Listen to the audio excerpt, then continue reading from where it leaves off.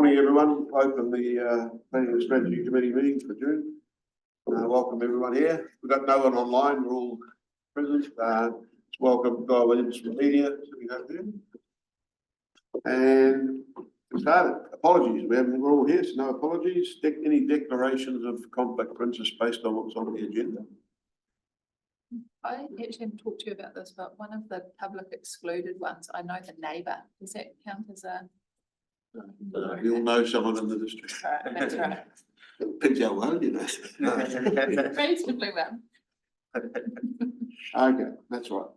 No, that's all right. Okay. No public forum. No matters lying on the table. Confirmation of the agenda.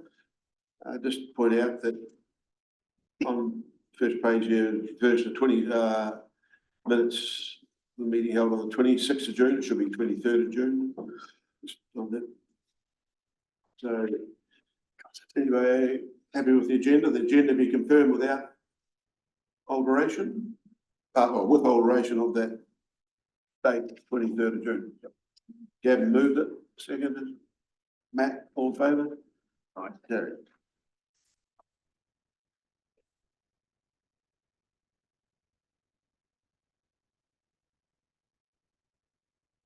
So, ordinary meeting held on the 10th of June. That the public minutes of the 10th of June planning and strategy meeting be confirmed as a true and correct record. Happy with that? I'll move it. Seconder, Gavin, any questions, comment? All in favour? Carried.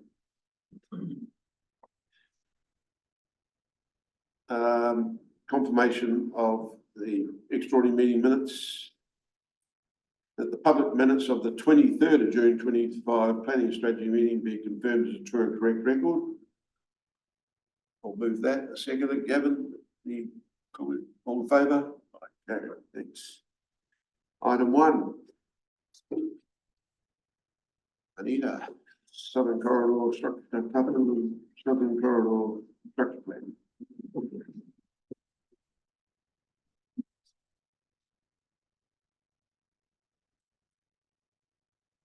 Morning, committee members. Before we start, it's a general question on how going forward reporting, noting that we now have a regional deal accepted, and the regional deals committee will be reporting to council on a regular basis. A lot of the stuff in this report is actually included in the regional deal activities. Is there any indicator how we will report this in the future? Will there be a separate report for regional deal activities in this agenda, or will we encompass it into this? Separately will encompass it alongside the other current agenda items. I'm just trying to understand how. I think it's a really good question. I don't think we've fully landed exactly how that will play. Part of the reason for that is because we're only in the negotiation stage of the deal at the moment, and a fair amount of that process will be subject to confidentiality. We will be reporting out to council. We will be working through the mechanism of the joint committee for that. There are aspects of the spatial plan that are obviously reflected in the regional deal, but not in its entirety. So I would recommend that we still retain this forum and this report for completeness. To track the entire. Oh yeah, no, I wasn't expecting change now. I just sort of mentioned so long. We think about that as we go in the future. Okay. Yeah. Right. Thanks. So I thought I'd just give you a brief update subsequent to the drafting of this report based on the consultation that's about to close on Sunday. So whilst we had the most up-to-date numbers when I wrote this report, it's now a week later. And so in terms of total visits to our website, there's now 3,480 visits to the website. We've had over 800 people download the document. We're currently working on 75 or 76 submissions through the portal, and we've had 6 submissions come to us via email. And so we're expecting that to grow a little bit over the next couple of days through to some of the bigger developers and other people just coming in over the next few days.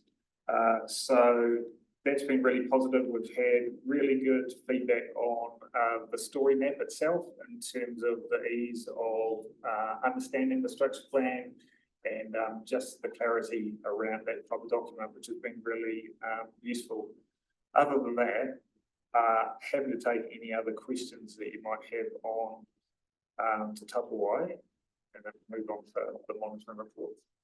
Okay, we'll just down the report before we get into the update the spatial plan. Any questions on anything in the report?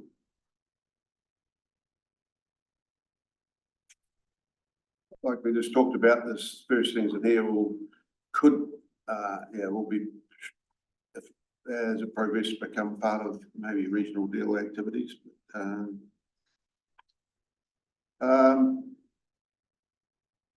Just on page 22,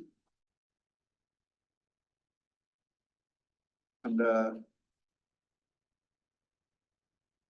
paragraph 24, it says the use of Ngātahu design elements and narratives can be incorporated into the external design of buildings, etc. Open spaces. Is this talking about all or just some? Is this a just understanding how this process works and what the cost implications and that. I know we're getting into a bit of detail, but it's just on a high level understanding how that would play out. I'm still working through that with Ngātahu in terms of that. Obviously, that would probably reflect a lot on the social infrastructure that we're putting through in terms of the new facilities down into Tapawai. But any further sort of into the rest of the development, we'd need to work through with Ngātahu and the developers on that. Okay. In terms of the stormwater outcome and the Three Waters outcome, they've been heavily involved, so there's no additional cost. They've been involved in that process. And, this is a key action of the spatial plan was bringing their values and beliefs to life. And a lot of what we're doing is what Kaitahu wants is exactly what our community want too. Okay. And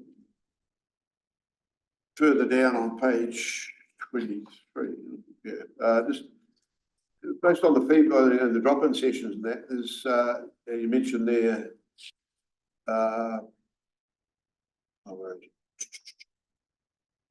Homestead Bay, it's mixed views on development Homestead Bay. So was there a lot more comment on Homestead Bay than other parts of the Southern Corridor? Generally speaking, the feedback has been very much focused on Homestead Bay in terms of the development, what might occur there.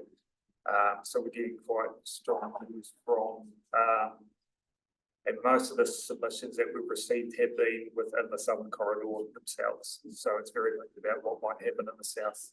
And you talk about strong concern about removal of car parking. Just remind me, is this still a policy of government that we don't put car parking? Yeah.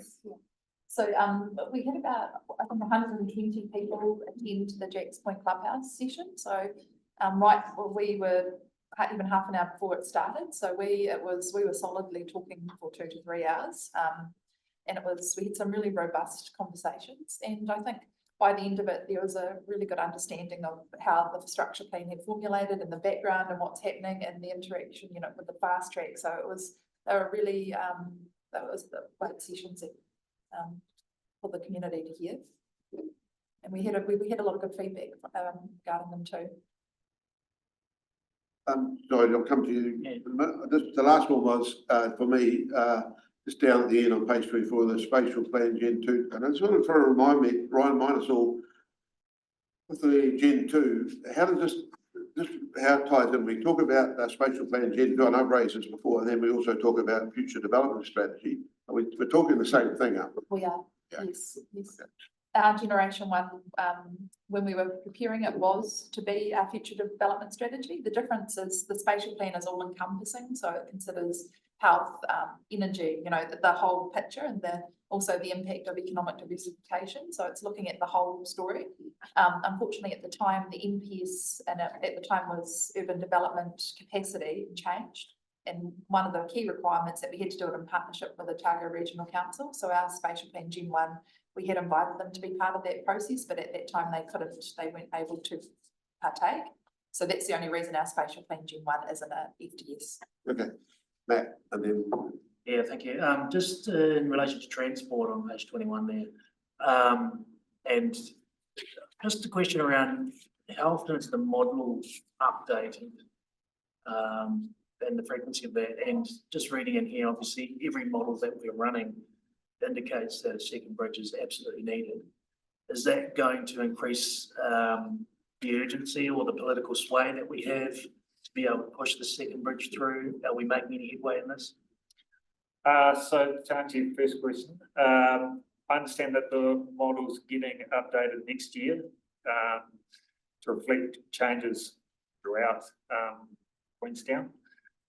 In terms of the second part, we are sort of looking at how we either need to strengthen the document in terms of reflecting sort of we've received lots of submissions from the public around transport. And so we need to sort of factor in, is the structure plan gone far enough in terms of really advocating that? Yes. Or do we need to work more in partnership? So we need to work on that language. So, and that will be coming back to you as a full council on the 4th of September. So we'll identify what we've changed in the document. And so you'll be able to see it easily and see whether or not that works for you in terms of those issues that have been coming in from the. And in terms of the transport modelling that relies on other reports, I assume around travel demand management and some of those reports waiting on as well. It does. We've done a model for the Te Tapawai itself, and then there's a wider transport modelling that looks at the district. We've put in assumptions into the Te Tapawai model around active transport demand measures and so on. They need to be obviously calibrated. They also need to be tested with Waka Kotahi in terms of, is it too high, too low? Are we getting it sort of about right? So there are always, with every model, it's as good as the assumptions you put into it. So we're sort of testing that out, and that's been in active discussions with Waka Kotahi over the last 6 to 8 weeks, really. Yeah. Or 2 years. Yeah. Pretty. Yeah, thank you. So probably on a similar theme, but just around how we're assessing the true, we're relying heavily both in the regional deal and on the Southern Corridor on cableway solutions. So there's a corridor in, but we've got a corridor in here that is clearly an aerial cableway, but it doesn't, anyway. I suppose my concern is that, is there any work that we've done to assess the benefits of it, the transport benefits, and secondly, the alignment on the Southern Corridor plan seems to miss the existing high and medium density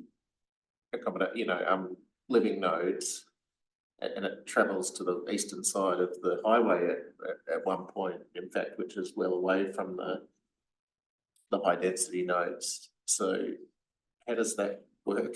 So surely that, I was listening to something about Auckland Transport the other day, and they were talking about the city rail link and about how the clustering of high density around the new train stations and things like that. And that's the, very sound principle. This doesn't seem to collate with that. So a couple of things. In terms of, from our transport modelling, my understanding is either the second bridge or an offline sort of route would address some of the transportation issues. So it is a bit of a double whammy. Well, what that is. And the question was, have we done any analysis of what those transport benefits are? Because look, any additional transport options will improve it. The question is, which is the most efficient, which is the most effective in achieving those outcomes. Which leads into the second point I was going to make is as part of the material that you will receive on the 4th of September, there will be a technical report from our transport team and consultants who have modelled all of those things, and you'll be able to see how Is that complete already? They are working through it right now in terms of it. So all of the reports are due to us mid-August. They'll be on the agenda as part of the sign-off of a couple of. The struggle with the transport system is it's not just a Tupperware problem, it's an entire Oh, network problem. And so we're running into that problem is because we're growing, we don't actually have the end plan, but it's making sure that in the structure plan, we really understand those critical points so that we can, and we can use it as a way to advocate to get some good outcomes for our So the community. transport model, Tony Pickard's team are working on a Yeah, a new transport one. model, and do we anticipate that's going to be sophisticated enough to understand MRT and gondola solutions and stuff like that, and public transport bridges? I believe so, that, yeah. And we're receiving commentary also from feedback around the location of the gondola nodes and around sort of density and how it may impact existing landowners. And equally, I get it's hard thing to retrofit. Yeah. Sure, but you know, clearly the checkpoint commercial node and the high density area and the We you know tried to, families and stuff. I mean, it's clearly going to the school near the school, for instance. yeah, When there has to be some.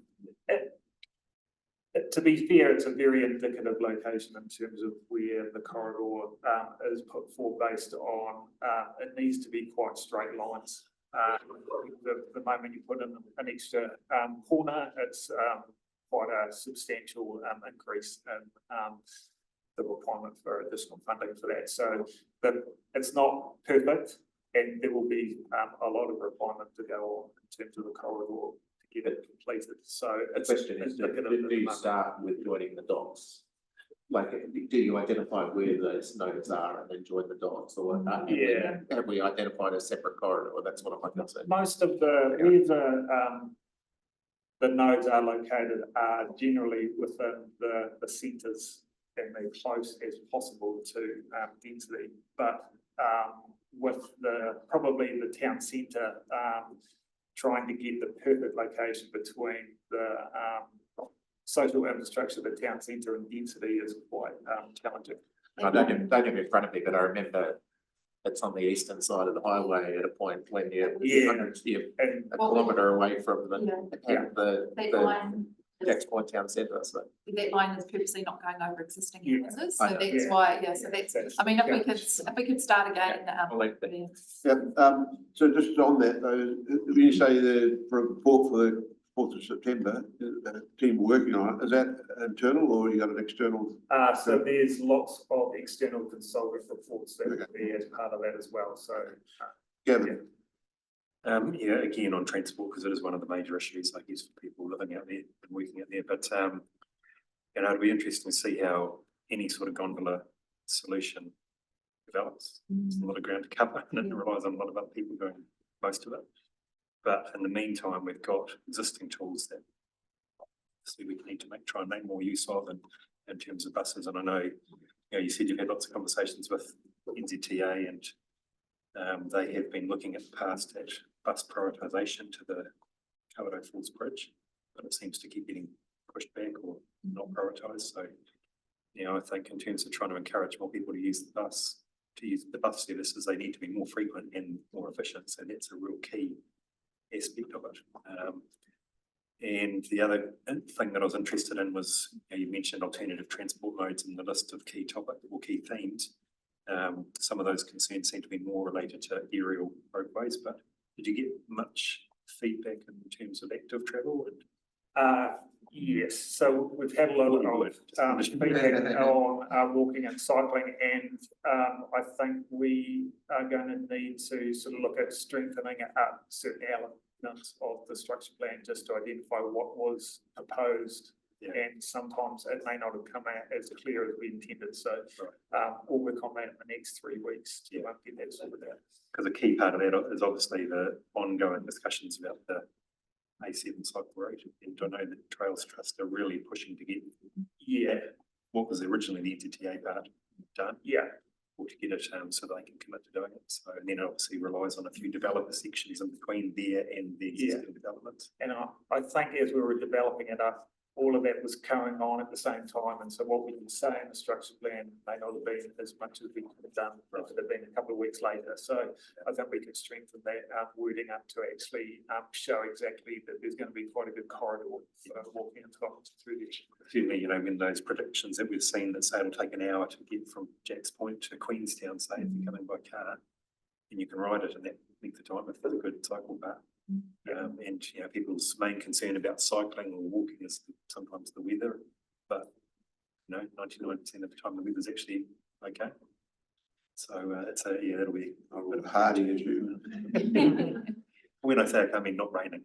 So, Anything else, Kim? no, that's Is there any other question? Okay, we'll go to the monitoring report. So in terms of the monitoring okay. report, I've had a look back on the April version, and actually there's been no changes to any of the RAG status or any of the options, any of the actions in the report. So it's basically unchanged from the last report that we saw in the April meeting.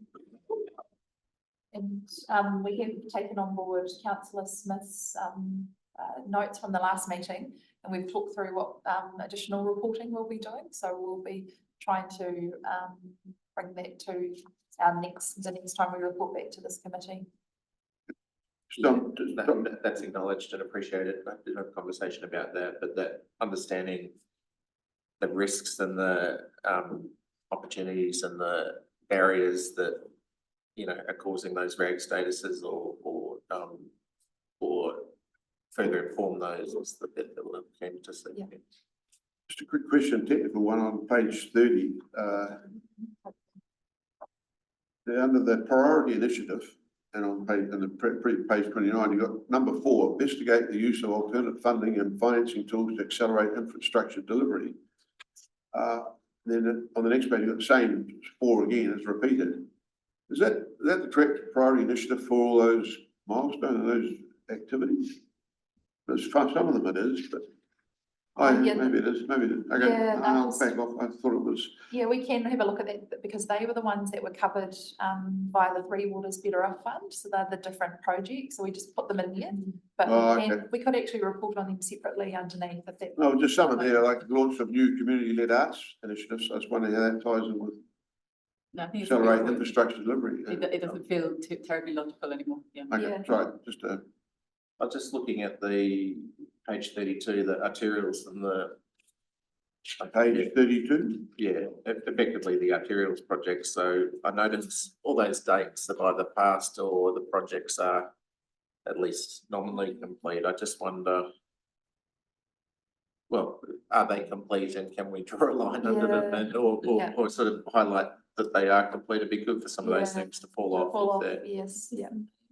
This is the May report, Yeah. Okay, yeah, well, yeah, okay. Yeah. But So even then some- then, I mean, the arterials component should have theoretically been completed by May, that maybe the Ballarat Street wasn't at that point. I don't know. Anyway, let's update that Yeah, and it's get good it point. in line. We just had a wastewater pipe and that's why that was still in there, but you're right, for the next one we can get. It's ongoing defects period to monitor though as well, isn't it? Yeah, well, I suppose this is but then you can update it and saying project complete subject to defects liability period for 2 years or whatever it is, sorry. We will do for the next quarter. Okay, just on page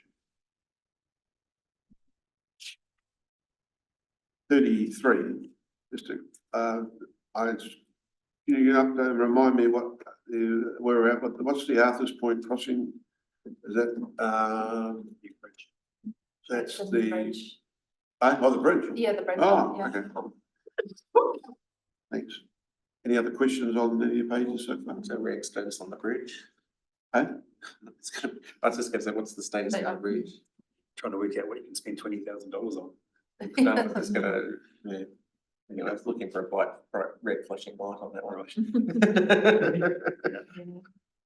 I just have a couple of quick questions on page 36. They were. Page 36. Yeah, so the communication strategy prepared to release to public in June 2025, did that happen? Is that what we've just been talking about as part of the spatial plan, or is it something separate? Oh, that is for the blue-green network. I'll have to chase that up with Jeannie. I'm not aware of it, so I'll follow that Yeah, I up. just wondered if Yeah. that was then considered just part of the spatial plan, or that is something separate. It was kind of, It will be kind of incorporated important, into it, yeah. yeah. But it's interesting, there's actually quite a bit of interest in that work, so trying to Yeah. close it out somehow is. Yeah, I just wondered if, just because it said June, it's like, that did happen, and I understand that the report doesn't necessarily align with our meetings. Yeah. And then the same for 516 Ladies Mile finalisation of needs analysis for the community centre. I haven't actually heard anything about the community centre in a long time. No. Ask those questions. Yeah. Thank you. That timeline changed in the LTP, didn't it, or something? Yeah, exactly. Like, I think it's just the sports fields at the moment, but maybe we need that needs to be, I mean, it'd be quite good if somehow the centre was back in, but I haven't heard anything about that yet. Any other questions, please? I think that was all of mine. Anybody else got any other? There's obviously some. Well, sorry, I was going to say regional deal, but it's not, it's regional economic development, but there's some of the regional deal stuff will obviously need to be updated too. Yeah. Well, that's why I raised at the beginning, Yeah, to yeah. understand how we identify all that. We will have to have a complete relook at the partnership and all the monitoring and all the reporting as part of whatever happens from the negotiations. Is there a sense, you know, given the announcement, and it might be too early to say, but given the announcements yesterday, what the likelihood of MPSUD and things like that evolving as well, given that, you know, all these things sort of fall out of. I think what we've been hearing is the national policy statement UD is going to stay. I think they're going to strengthen it. So it's there's a real big move to have a focus on spatial planning, that integration with infrastructure. So we've been hearing anyway, and potentially structure planning and those types of things. So. Yeah, and I mean, we've got an email around the submission on the RMA reforms, for instance. I mean, I think reinforcing the importance of this strategic work, being the spatial plan and the structure plans, is probably a key point for us because we are well advanced on it. Yeah, I agree. So on the next item, we we'll get into a bit more detail. Barry, do you have Oh, just go back to page 30, the infrastructure acceleration fund on the Hawaii wastewater scheme. Is 2026, but later than was intended to reach that? I think it's, I think start the project. I think it's going to start, Yeah. I think it's going to be finished by 27 potentially. So it's actually ahead of schedule, not behind in Yeah. terms of delivery date. But they're just in the final throes of letting that contract sign. So that this will have to be updated based on how P&I get to, because their contract was meant to, and I understood it was going to be 18 months rather than. Well, yeah, it was gonna start in August and finish in 3 years' time, and it's gonna, I think it's still supposed to start in the next few months and finish in 18 months' time. Yeah, but we have to get information on approved infrastructure anyway. But that could be updated once we get that contracts finalised. Yeah. Okay. Nothing else. The resolution, as we note the contents of the report. Someone move that? Melissa move it. Yeah, and seconded. Any other questions? All in favour? Thank you. Thank you very much, team. Well done. Thank you. Sorry. Item 2, That's okay, yes, but update on progress on the proposed plan and other key I'll projects. tell you, John Robert as well. Hey, Alison. I'm at the table at the right time, You're just excited. Good morning. So, just on the point raised by Britton, And with the talk at local government conference from Chris Bishop yesterday, I know we won't have a lot of detail, but if there's anything in here as you go through the report you want to highlight, may be impacted by some of those statements or not, would that be useful or not? I think in a general sense, we can just. Very general, discuss that. Doctor, In a just saying. general sense, overall, we have a significant program ahead of us. And the announcement yesterday includes stopping of some public plan changes, continuation of private plan changes, the continuation of plan changes in relation to natural hazards, and exemptions in relation to plan changes that make sense to the minister. So that's what we've essentially got in front of us. Okay, It's another piece of track really on the reform roller coaster, but we're continuing our work as we're going. We're assessing what comes out in relation to exemptions that are there. What we're trying to achieve through our plan changes is protection of nationally significant landscapes, acceleration of housing through making it easier for people to get houses, which is in line with the government's program, and natural hazard work, and cleaning up bits and pieces of the plan, which are relatively straightforward and make sense to do. So from our perspective, at this point, it's keep going on our program, assess what comes out in relation to the exemptions, assess what work we know is going to be continuing, and get on with it. We have a lot of work to do. yeah, okay, that's good. But I thought, based on that general article and those points that criteria you mentioned, that you understand, all I'm saying is as we go through, you may want to say that one may have to be considered. Sure. Or reviewed. So, okay. All right, yeah. Thanks, Alison. Thank you. Yeah, through the chair, announcements only made yesterday, so just. Just trying to I realise that. understand. Come on, what were you doing last night? Believe me, I was reading it. No, but as in all cases like this, we've just got a couple of page information guidance from the ministry, and I'll be looking ahead at what a piece of legislation actually says, because that's Yep. where we'll, Sure. what turns on the work program that we've got up ahead. Right, yeah. So, yep, I'll go through this table. No changes involved in terms of pages 47, 48. That's just confirming to you where we are with the Environment Court process of the Others Point re-notification. Nothing in the government announcements have anything to do with existing work programs and resolving appeals. So that part of my team's work continues as normal and is really important for us in terms of getting the plan partially operative as soon as we can. So everything that's under inaction and then with the Environment Court action, that's progress. Yeah. Keep on going. Yep.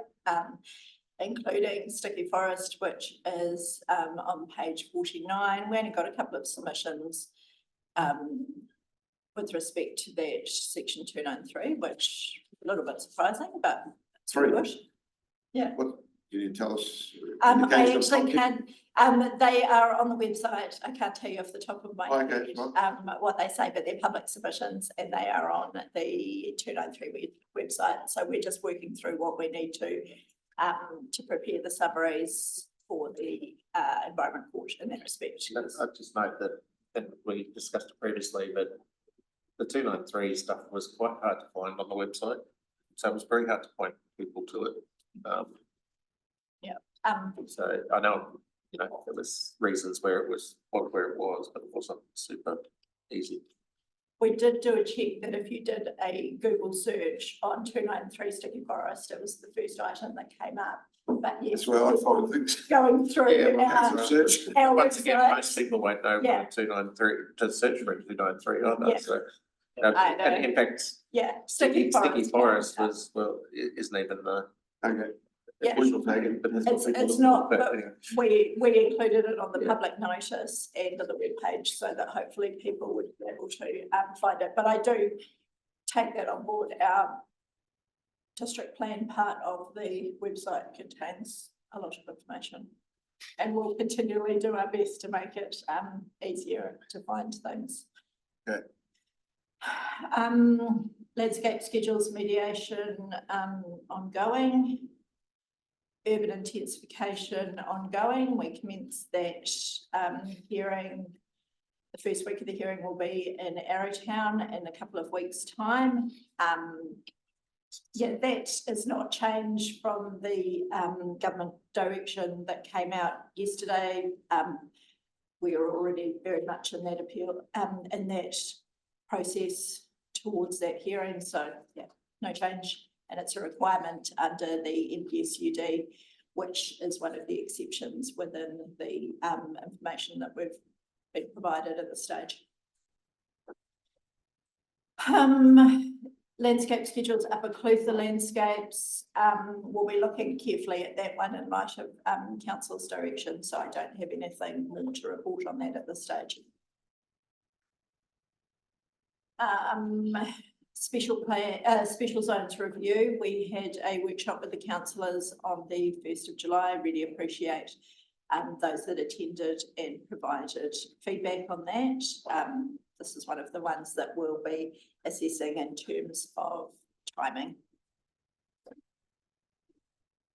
Waihi Puna layers, that was also part of that council workshop. And as bottom of page 53, as was discussed as part of the earlier agenda item 1 this morning, a lot of work happening in Te Tapawai Southern Corridor in terms of the structure plan, and then the team's work to give effect to that through statutory district plan is ongoing as well. Franklin priority area will be the next area of influence in that respect. Sorry, what was that? Frankton priority area, that is Oh, yeah. at the top of page 54. Natural hazards, that's included within the work program that the Minister wants us to continue on. We have been working with Becca for some additional work in relation to Gorge Road, so as soon as I've got some results out of that, I'll be reporting back. The Hills private plan change also continued under the new direction. We look to notify that probably early in August. We're just going through the process of identifying directly affected, but it will be a full public notification process as well. Page 55, making the district plan operative. I am working on that and we're getting very close. I've just updated you on that we've engaged Becca to undertake some additional field work in relation to Gorge Road, which is ongoing. And housing and business analysis will be presented to council at the September full council meeting. So we've done some really good work with the consultant that was preparing the online sort of interactive housing business tool, which forms the information provisions that then the market economics will write up our housing and business analysis. So that, we worked through some input data and assumptions that we just wanted to make really clear and specific to the Queenstown Lakes context, using data on construction costs, for example, that were more New Zealand centric as opposed to the costs that we have to pay here made sense. So we've been making those sort of changes to the model. And we'll be able to bring that to that last council meeting on the 4th of September. Is there any opportunity to get it earlier that reform? Not really, in the sense that it's been worked on, what we worked on at the moment, and which bits would you be It's interested just in? that it's going to fall in the last meeting, which I suspect can be a chunky one. I know. Well, we have a meeting in October. We have a last meeting. Yeah, we do have a last meeting in yes. October. Not Okay. October. Sorry, but we want to get it to you as soon as possible. So yeah, it's the September one for us. Yeah, but I think I have seen the corporate map, but it is a chunky one as well. It was going to be on this meeting, but there's obviously a lot more work in getting it ready. Yeah. And it's a lot of the work that's been done on that is actually the experts working on it fed it into the urban intensification plan variation. Yeah, we've got the same. We had to update the demand model in that area, or what they have. Yeah, Wait for the best option, the best update. Okay, so no, that's good. I'll just go down to attachment B, which is just the update on where we are with appeals, which is a really general appeal. We're getting close in terms of resolution of Cadrona Cattle Company through mediation, so I hope to report in full at next month's meeting for that one. just on that, the Cadrona Cattle Company comes up under quite a few of the chapters. Yes, that's So correct. once this mediation, that will clear all of them. Yes. Excellent, thank Yeah. you. Jeremy Bell Investments is very close to being lodged with the Environment Court to, as a consent, draft consent order to resolve that appeal, which is great. And we are close in terms of that chapter 18(1), residential design guide appropriate tree species. That's really close to being completed. We've been working with the AC on that one, so that will be resolved as well. Okay, Page 59, the Williamson's appeal, that's the subject of an agenda item later in this meeting. Boxer Hill Trust, we're waiting to hear back from the appellant on that one, same as those informal airports appeals, which go through to page 60. Yeah, working on Barn Hill, and that should be resolved by consent order as well. I don't think there's anything else that is jumping out on that one. Mulligan's Investments, you've seen progress on that appeal through earlier agenda items. That should be lodged with the Environment Court very soon. Yeah, there's nothing else in the sort of public area that I think is necessary to update you on. any questions for Alison on any of that?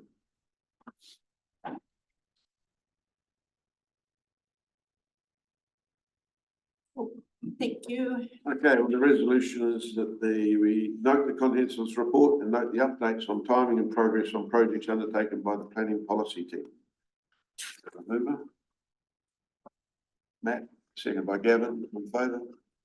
Carried. Thanks, Alison. Oh, thank you. I move that the public be excluded from the meeting. Seconder, Barry, all in favour? Thank you.